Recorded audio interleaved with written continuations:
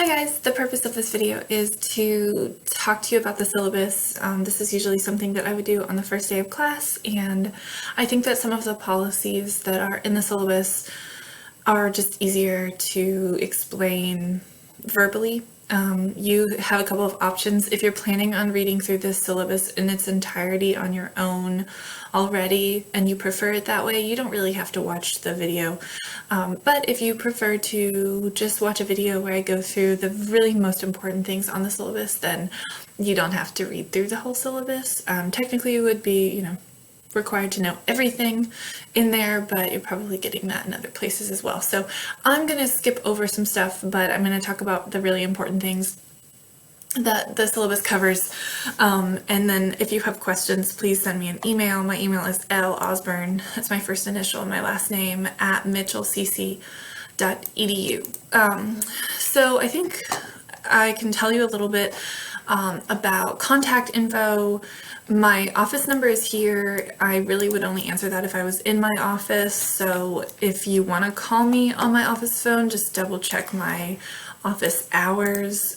Of course, if I step away for a minute, I still might not be able to answer the phone, but that's okay. I prefer to be, if you can't come face to face, if you have a question and you can't come in, I think my main method of communication that I prefer is email.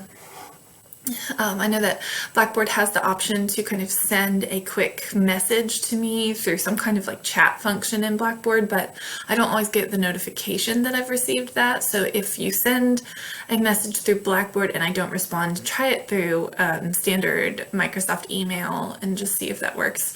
My office is on the Statesville campus in the main building on the 3rd floor, MB313B. If you live in Mooresville, though, I'm there every single day on the Mooresville campus teaching, so you can always set up an appointment to meet with me if you don't have any other reason to drive up to Statesville. I just wanted to let you know that. I usually try to respond to my emails pretty quickly, too, within 24 hours or so. So I'm going to skip all this stuff. You can read that if you want. I think being successful in this class, and my definition of successful means passing with a C or better. So being successful in this class means you check your email every day, you log into Blackboard on Monday or Tuesday, and figure out what you have to do this week so that you can make a plan for when you're going to be able to get things done. And then, of course, if you need to have extra time, the students that are successful will understand the limitations that they're under each week, and then also use the extension and late work policy to your advantage while keeping in the, boundaries of those policies. And of course, if you have a question, sending me an email. If you watch the introductory video, I try to make a point that my office door is always open, and I mean that really just in terms of communication. I don't really think that there is a question I wouldn't want you to email me with. If you have a question, email me. Now, there might be some questions that you should, read the assignment sheet more closely, and those could be answered, but I'm not going to ever email you back and make you feel bad for asking a question. So if you have a question, please ask me. Do all your work and do it, on time or within the boundaries of the extension and the late work policies. I think also students who are even more successful in the class, so students who get an FB or an A, really have a handle on time management, critical thinking, problem solving skills, and can pace themselves through each week's activities in a way that doesn't, force you to procrastinate, which I know can be challenging. I am a procrastinator without a doubt. So our textbooks for this semester, first we have an online PDF. It's called A Student's Guide to Writing. It's in Blackboard already. You can buy it from the bookstore if you want a hard copy. I think it's $10 at the bookstore. But you can get it for free online. I will ask you to read from chapters in that book pretty much once a week, if not a little more than that. The other book that I want you to have is The Little Seagull. As you can see here, this is the 3rd edition, and that's really important because the previous editions use outdated MLA content, and that's not going to help you since MLA made changes in 2016. This textbook here, The Little Seagull, is also the book that you will use in English 112, which is the 2nd series in the composition courses. Not everybody has to take English 112, but most students will be required to, especially if you're a transfer student and you're transferring out to university. I think the bookstore sells this for something like $30, but there are cheaper versions on the internet. Just if you're going to buy it online, please make sure that you have the 3rd edition. That's really important. So again, here's the visual. So if you can see this, if you can't, this is a light blue book with a bird. The bird is a seagull. It says The Little Seagull, 3rd edition. All right. What else? This class is completely in Blackboard. You won't ever have to come to campus unless you want to. Grading scale is the same as the rest of, well, I guess some teachers might have different. We're on a 10-point scale in this class, so 90 to 100 is an A, and so on and so forth. The assignment breakdown is a couple of essays, but most importantly, process assignments for writing those essays. So I really focus in this class on the writing process and kind of workshopping your work and making sure that at every new submission of content, you've revised things that will make your writing clearer, easier to read, and just more I guess in line with academic writing conventions. So the other thing in this class is just some small assignments on Wednesdays that will be due. You can read through descriptions here of the various assignments. The first essay is a low stakes, small about you, day in the life of you essay.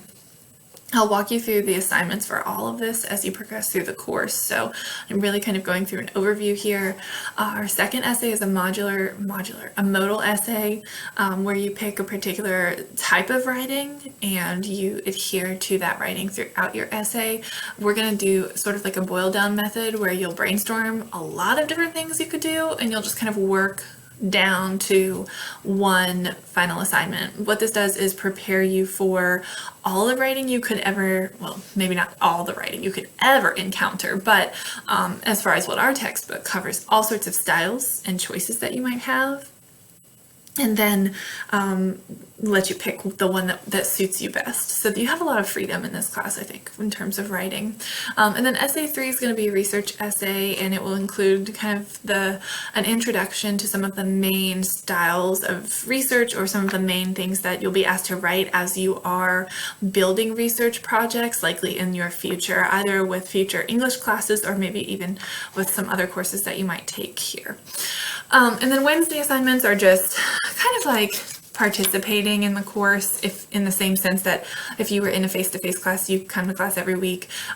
These are very small, very, very low stakes assignments like discussion boards, really small quizzes, reading responses, email assignments, and even some simple check-ins here and there. Let's see, what else do you need to know?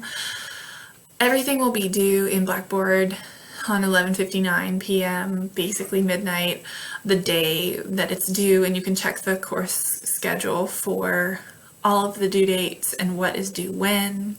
You'll turn everything in on Blackboard. I think there's only going to be one assignment that I ask you to email to me, and that is just to initiate communication via email. I do allow all assignments to be submitted late, up to 24 hours. And again, you can just turn them right in on Blackboard. You don't have to ask me for that late 24-hour policy, can I turn this in tomorrow or whatever, because it's already built in automatically. That is just kind of a courtesy to you, because after that, the only thing I accept is extensions, which I'm going to talk about in just a second.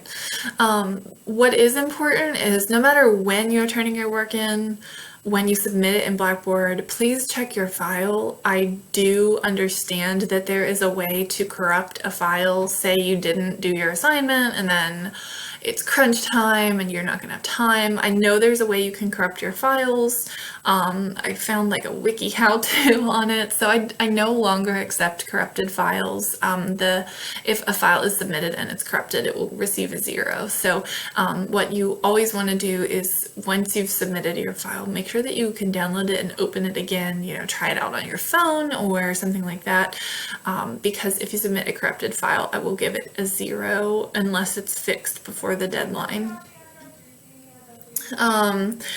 I talked about the policy here, the 24-hour missed work policy. So if an assignment is due on Sunday at 11:59 p.m., you will always have until Monday at 11:59 p.m. to turn it in. Again, you don't even have to ask for that extra time. It'll just automatically be included. After that, you can request an extension up to 3 times in the semester. I used to have an open extension policy where you could request extensions anytime for any assignment for any length of time, and I felt that my students took advantage of that in a way that kind of made things more difficult for grading and even for like students' success in the course. So now my new policy is that throughout the course of the semester, you can request an extension for up to 3 assignments. The way that you go about requesting extensions is through sending me an email before the deadline. So if an assignment is due on Sunday, you can send an email to me on Saturday or Sunday, just before the due date has passed, and let me know that you want to use one of your 3 extensions. I will automatically extend the assignment 3 days. That is the maximum time frame that I'll extend it. This does include the this does, I guess, get added on to the 24-hour policy. So let's see, if an assignment is due, for example, on Sunday, everybody will automatically have 24 hours, so until the end of the day on Monday, to turn that assignment in.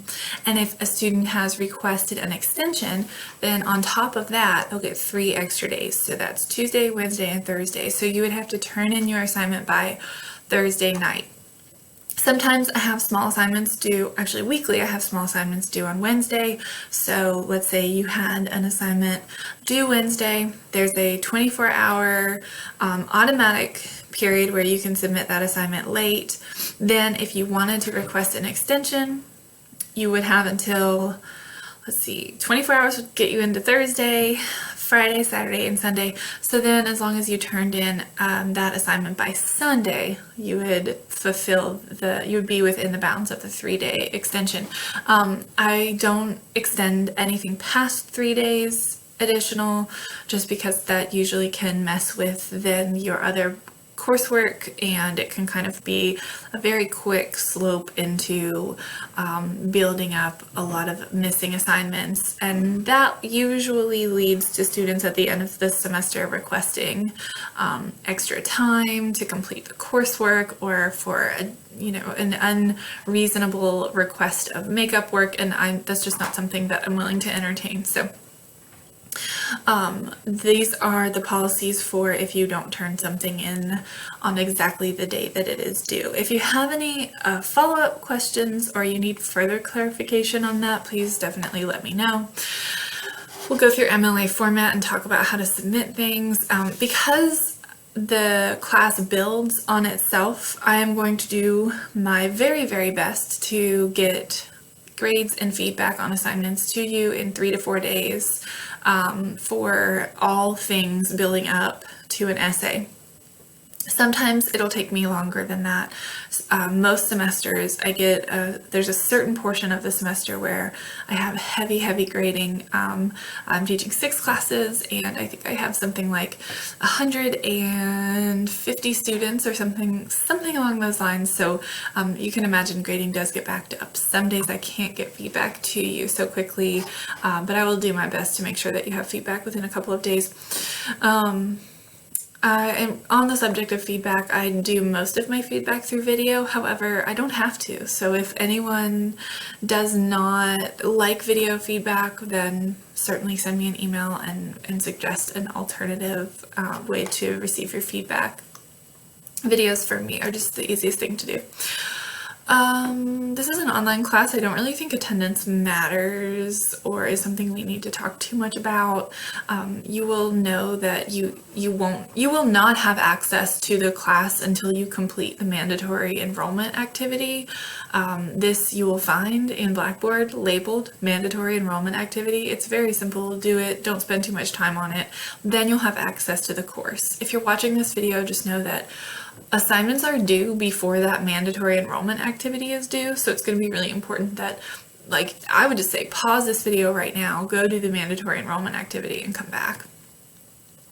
I don't think that matters. Withdrawal policy. So if you stop doing work in the class, if you tell me you're going to withdraw, none of that is actually withdrawing. You have to go to the registrar or email the registrar and say, I want to withdraw from this course. The last day to withdraw is on the course calendar. I think it is sometime in November, but please confirm that. If at any point you are going to be unable to pass the class, then you should withdraw from the course. A W is better than an F. Now, my little caveat and asterisk to that comment is that if you are a high school student taking this course, you might be discouraged to withdraw. That is a conversation you need to have with your liaison, because it's often for you better not to withdraw. So, if you need to know who that is to talk to, then let me know and I can point you in the right direction at any point. This is an online class, so you need a lot of technology. You need the internet. You need to be able to create documents. I would say something like Microsoft Word is the best. Google Docs is fine. Pages is okay if you know how to transfer that to a Word file or a PDF. Y'all will not be required to print hard copies of your assignments because you're not in my face-to-face class, so I'm going to delete that. Alrighty, you can read this, you can read all of this stuff on your own. What is important at this point is plagiarism, so don't plagiarize. Plagiarism is copying someone else's work and pretending that it's yours. Self-plagiarism is also something that I am not okay with in this class. Self-plagiarism will get you a 0. So let's say that an essay for your history class also kind of fits within the prompt for this class, and you turn that essay in for history and for this class. That to me is self-plagiarism because you are not doing original work for this class. There are some gray areas here that we can absolutely talk about. If you are working on something, if there's a topic you are very interested in that you've written about multiple times and you want to continue your writing, that's something we should talk about. But as far as writing an essay for this class that is also going to be submitted or has been submitted elsewhere in an unedited way, in a major unedited way, then that's not acceptable. I have had that occur very rarely. Regular old-fashioned plagiarism occurs way more often. There's always one student every semester who gets 0 for plagiarism, which ends up, often failing the course. Just don't do it. If you plagiarize, I won't let you make up the assignment. And if you plagiarize excessively, I will send you to student services and you will have to have a conversation with them. If you need accommodations for any type of disability, you want to see disability services and they will see me and we will work together to make sure you have exactly what you need to be successful in this course. Whatever that is, I will do it, but I just need to hear from disability services with a form. If you need help, so obviously you can come to me, but you can also go to the Mind Center, which is in Statesville and Mooresville. Basically like a tutoring center. They will help you. The writing lab is there and you can get help with your assignments if you're struggling with something in particular. Course schedules on Blackboard. Now that you've reviewed the syllabus, please go into Blackboard where you see it says Syllabus Acknowledgement Agreement. Click on that, click yes, submit, you're done. If you have any questions about the syllabus, please let me know. Again, my email is losburn, that's my first initial and my last name, @mitchellcc.edu.